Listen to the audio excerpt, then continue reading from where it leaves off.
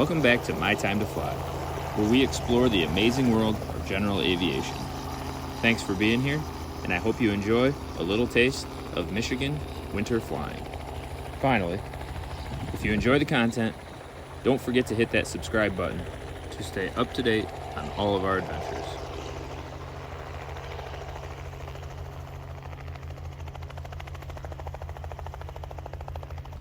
We have been blessed with a beautiful Saturday to go flying in Michigan. But if you're not used to flying in cold weather, it's not just as easy as coming out and getting the plane out and going flying. Of course, as you can see, we've got lots of snow, or a little bit of snow, and I haven't been out here to clean out the approach to the hangar. And of course, it's cold. It was 12 degrees Fahrenheit this morning, or about negative 11 Celsius. So the plane is cold. So I'm planning to go flying this afternoon. But it's 10:30 right now. It'll be a couple hours. We got to get this thing ready. So take a look as I clean up the approach here and get the plane ready to go. All right, first things first. Let's get this thing wrapped up and bundled up and get the heater on it. So I got my little helper along today. Say hi, Amelia. She's excited to help so we can all go flying as a family a little bit later this afternoon. We keep a trickle charger on the battery because in this cold weather, the batteries do like to die on you. And if you have a hard starting situation, it certainly will kill the battery real quick. So we keep a trickle charger on it, so I'll unplug that. That's been on there since the last time we flew. And put the battery cover back on. Which isn't always the easiest thing to do with the sun glaring in your eyes and the cold weather. Your hands are a little stiff.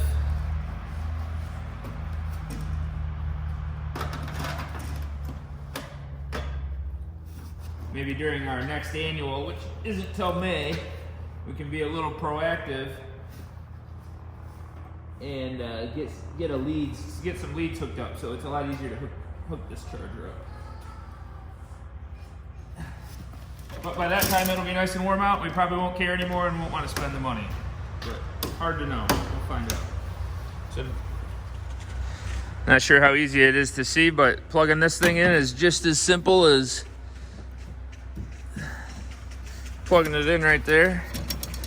And then we'll get out our little comforter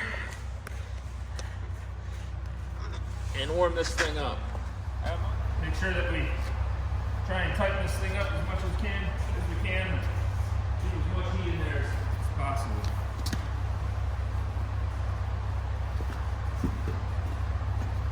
There.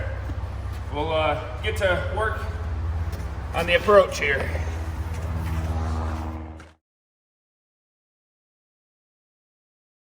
All right, we're making some progress. It's a lot harder than I thought it was going to be.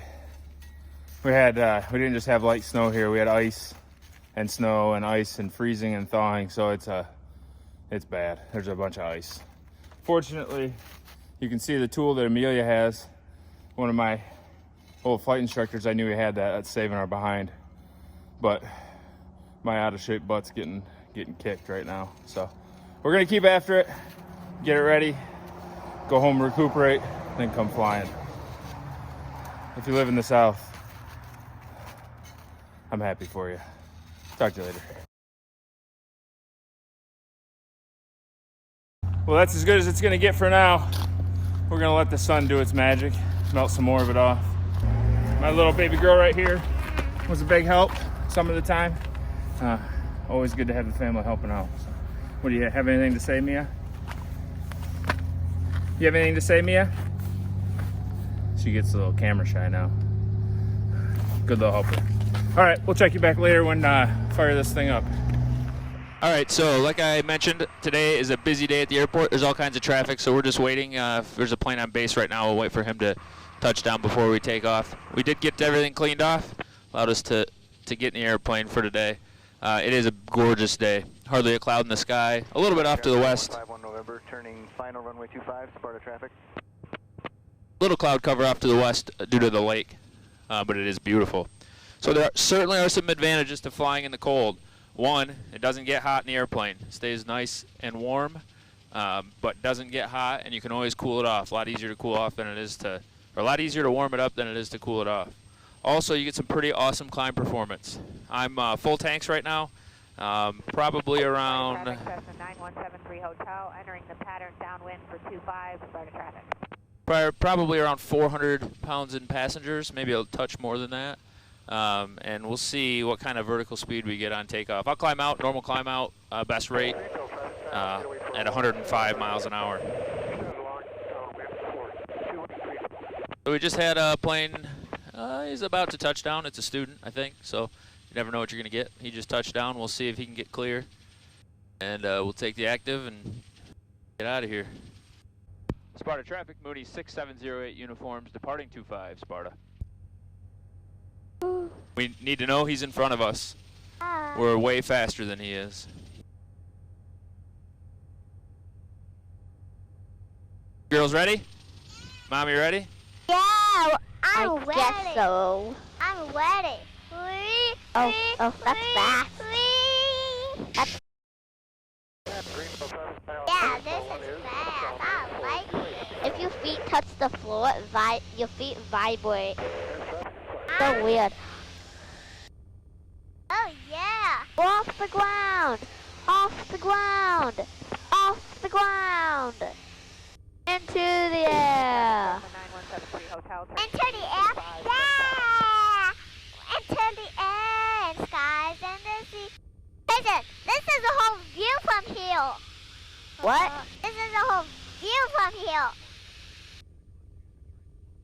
So we're getting 600 or 700 feet a minute. Again, we're loaded up pretty good, so I feel pretty good about that. If it was just me and maybe half tanks, we would probably be up closer to 1,000. So we're gonna just go see what we can see. Climb up to a couple thousand feet and do some putting around.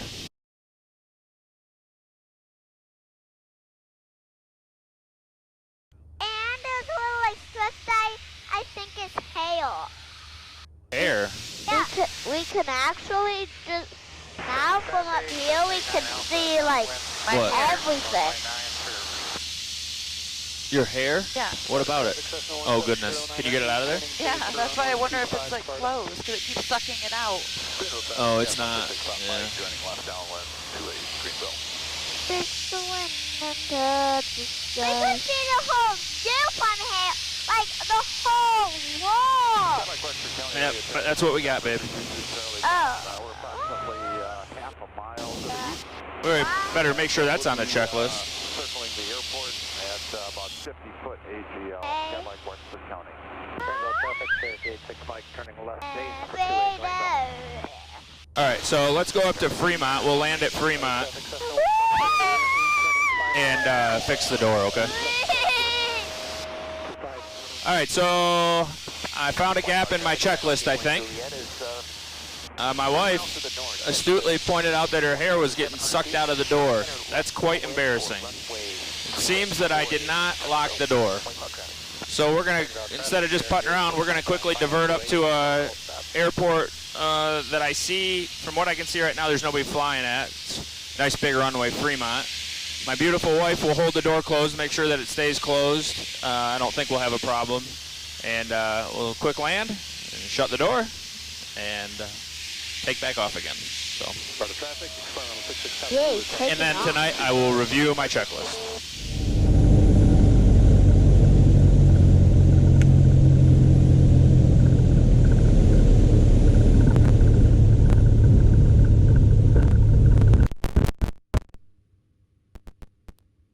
Well, the snow makes landing softer. I didn't think I'd be talking about this today, landing on a runway that has snow or ice on it. I kind of figured this runway would be in a little bit better shape. I don't have a ton of experience doing it. I just know that it's important when you get on the ground, treat it like a soft field. Keep that yoke in the back of your, or in your chest. Try and keep that front wheel from digging in. I'm trying to dodge a little bit of the what looks like heavier stuff. It's not really pulling me around too bad, so I'm not too worried about it, but that is a little aggravating. I would have hoped it would have been in a little bit better shape, but it made for a smooth landing, that's for sure, so I'll take it. right, you can open that door, Mick. How's takeoff gonna go? It'll be fine. Okay. Yep, just push it open. You should be able to push it right open. Pull it. Hey. There, now it's locked.